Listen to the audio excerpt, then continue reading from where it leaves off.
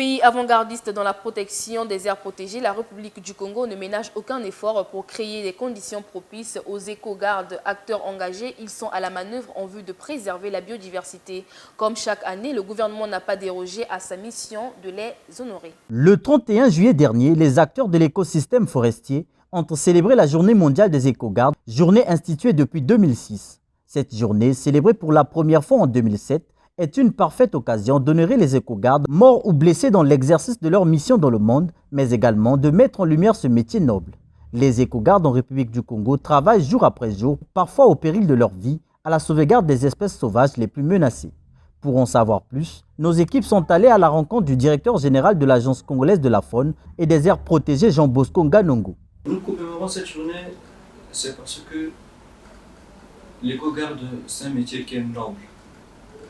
L'éco-garde, c'est cette personne qui sacrifie sa vie dans la forêt, dans les eaux, dans des milieux difficiles pour préserver la biodiversité.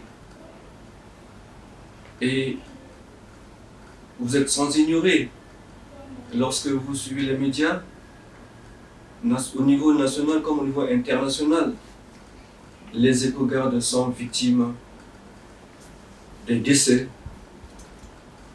des blessures par des actions anthropiques, par des braconniers, par des trafiquants illégaux, des spécimens de flore et de faune menacés d'extinction, et également par d'autres délinquants.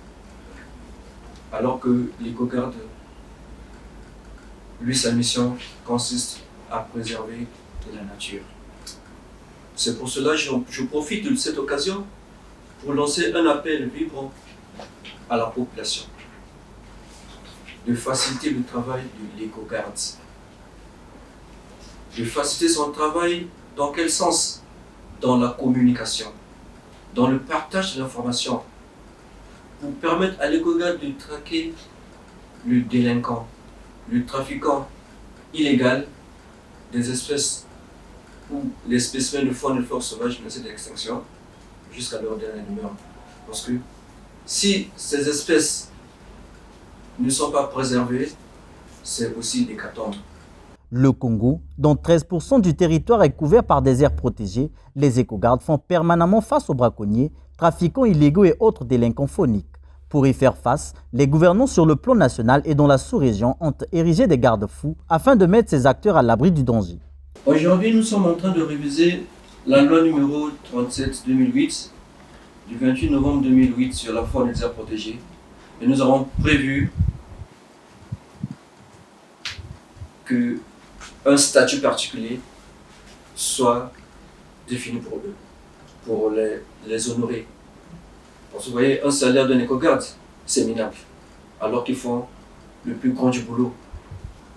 La politique, comme vous venez de le dire, la politique est toujours issue des accords internationaux, des conventions que le gouvernement s'y ratifie au niveau national comme international.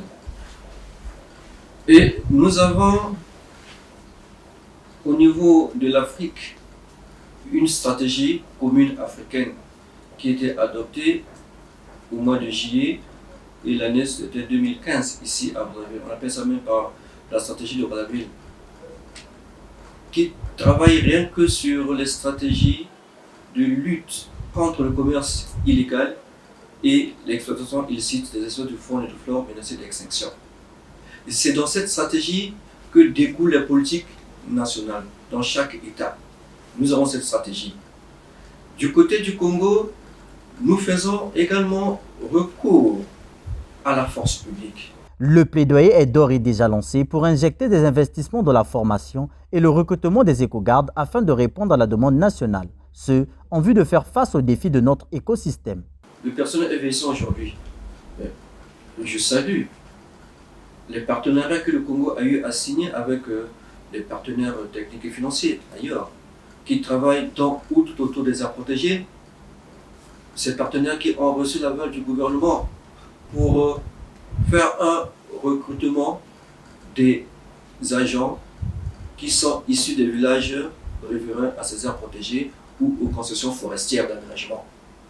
Ces agents qui sortent du milieu civil sont formés militairement par nos amis de la force publique, en particulier l'état-major général des FAC.